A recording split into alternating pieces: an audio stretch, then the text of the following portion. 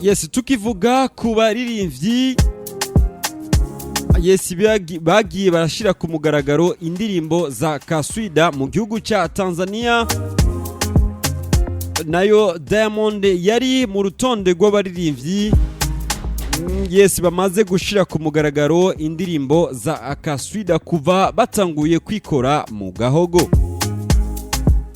Mu mwaka w'ibihumbi 2022 Diamond Platinum ari kumwe na Mbosso hamwe na Mr Momo canke Ricardom baragaragaje indirimbo yabo ya KASWIDA bise Ramadan.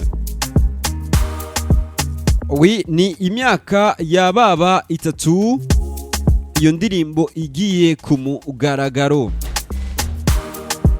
Uku niko nawe vyagaragaje yuko yakira ariko arakira neza ico gihe ukwezi kwa Ramadan. Diamond hamwe na Mbosso ico gihe bose bari bahurukiye muri WCB.